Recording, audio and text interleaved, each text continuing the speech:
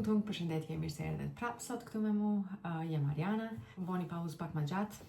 Në fakt, kjo tema e sotim ka lanë në një pauzë pak ma gjatë. Kemi fillu një vit të ri edhe shpresoj se gjitha ato dëshira që i kemi shpreh për këtë vit, t'jemi na, pikrisht ata që të fillojmë në punimin e këtyre dëshirave në mënyrë që mos përsëriten këto dëshira edhe vitin tjetër. T'jenë të kryme. Sot du me folë për një temë që më nxit pak kur ta foli edhe ku mundu me qenë sa ma e sakt edhe mos me folë në mënyrë subjektive. Është një temë që ose një çështje që ignorohet shumë lehtë për shkak të komfortit të momentit që na e dhuron. E kemi normalizuar çaq shumë ekzistencën e një sistemi të tillë, e tregova gjysmën e temës këtu, saqë është gati e pamundur, s'po them e pamundur, po gati e pamundur të t'i kundërvihemi pa shkaktuar një lëkundje në rrethin ton edhe një lëkundje pak më të gjanë. Kemi dëgjuar në fjali se bashkimi bën fuqi, po vetëm kur për një me kemi nevojë mu fuqizu, veç atëherë shohim se sa ka rëndësi kjo fjali.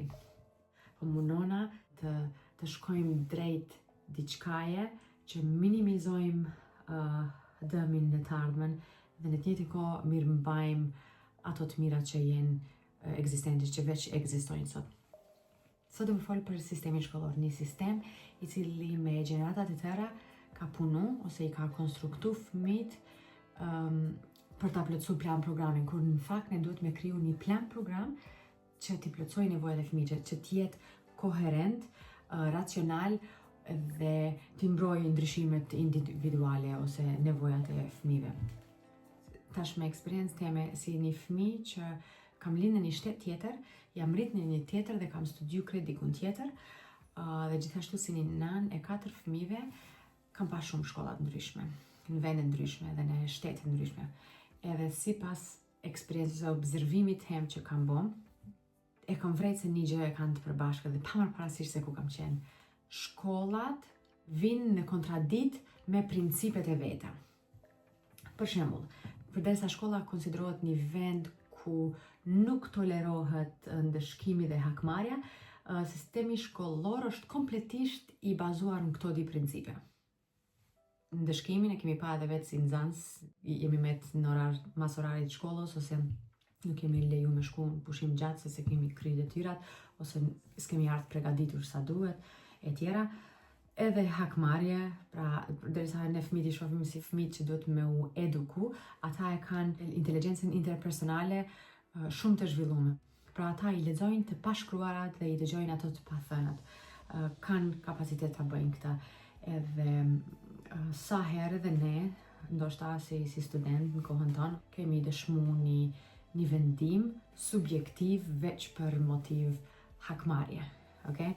Ose të ndaj një eksperiencë që ka kalu një shok i klasës djalit tem, ku i ka pas licat e kuq edhe normalisht profesori i drejtohet, i thot se nuk gëzon licat e kuq dhe ki nxënës kthehet me një pyetje, pse nuk lejon licat e kuq, kurse licat me ngjyrat e komunitetit LGBTQ lejohet. Unë i veç me paramendu kohëzgjatjen e hakmarrjes të një pyetjes tillë. Një gjë që edhe u shqyrtu ma vonë, po koha, energjia dhe dëmi veç jem bë. Ndoshta edhe kanë kërku falje në fund, por që sistemi ka vazhdu me një të logjik. Një institucion që tolerohet promovimi i një gjëje, nuk mundet të ndëshkohet promovimi i një gjëje të kundërt. Disa më kuptoni, ose ndoshta në këtë rastin këtu, nëse tolerohet promovimi i homoseksualitetit, nuk mund të ndëshkohet ai heteroseksualitetit. Pra, në njërin anë ose tjetrën, një grup i nxënësve diskriminohet. Këtë video mu më bë vetor, mu i veç me fol, se thash pak më nxit kjo temë, se nuk mu i me thanë sa duhet, duhet me pasat balancën mes të sa dojmë me ditë për momentin. Por as që ka me na shërbi kjo video vetoshe. A menoj se sistemi shkollor është si një akvarium, si një klasë e mbushur me ujë, ku i futim nxënësit brenda, i tregojmë si të notojnë, sa të notojnë dhe kur të ndalojnë, dhe askush nuk merr përgjegjësi për vështirësitë e tyre, nevojat e tyre dhe përmbys gjysjen e disave. Aq më shumë askush nuk merr përgjegjësi për vështirësitë që ata hasin masi të dalin prej akvariumi. Pra, mas çdo ditë që kanë nejtë në akvarium, në shkollë, figurativisht po folim, 6 orë në dite, pastaj 2 orë detyra, prap not, ecja gati se veç mbetet si hobi. Qa krijojmë këtu një gjenerat ku persona që kanë has vështirësi masi që kanë dalë prej akvariumi, ata bën një studim i një institucioni.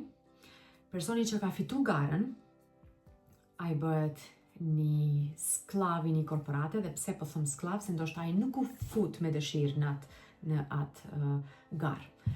Dhe qa ndodh me ata që e kanë humbur garën, ata mbesin klient të përjetshëm të një institucioni tjetër, që ne sot të njohim me emrin mjekësi, për fat të keq. Du shpejt me lexu një eksperiment që është bërë në vitin 1970, që është financuar nga vet NASA dhe është udhëheq nga doktor George Land. Merren 1600 nxënësa për të testuar se a lindin fëmijët gjeni kreativ.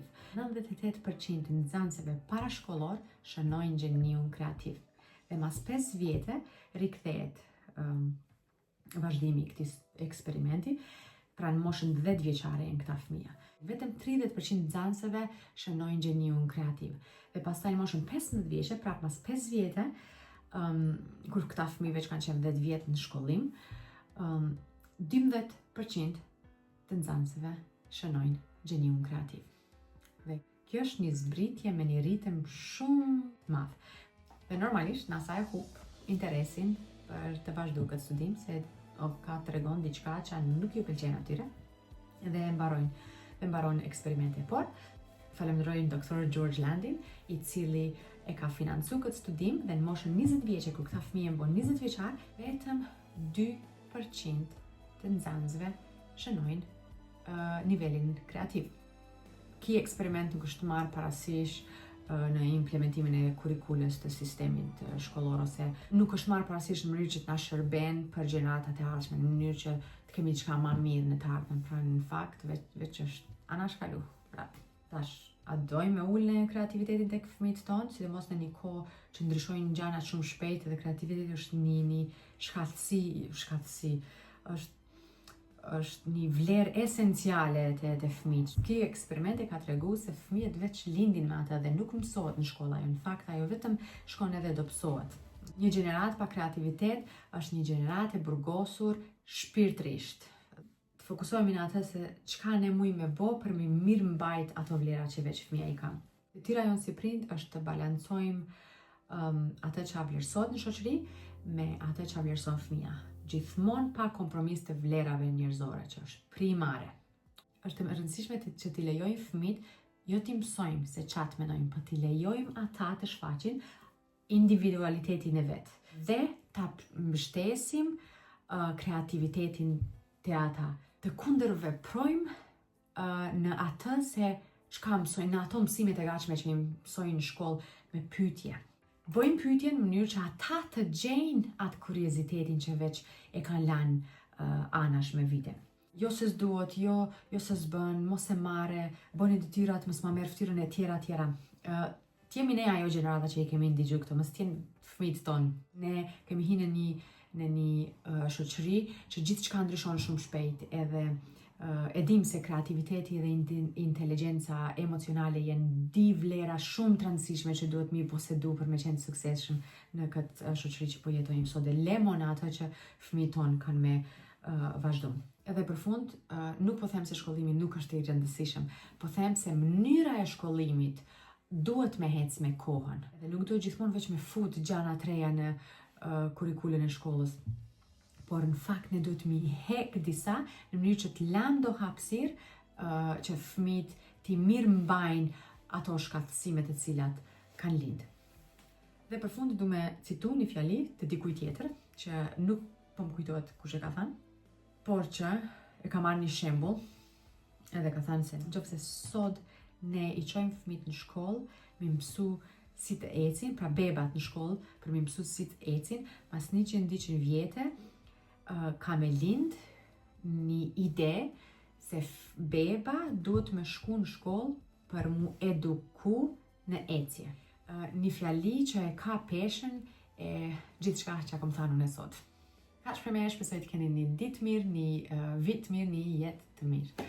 Edhe uroj që të vazhdojmë të mësojmë prej modeleve të vetë eksperiencave tona. Natën e mirë!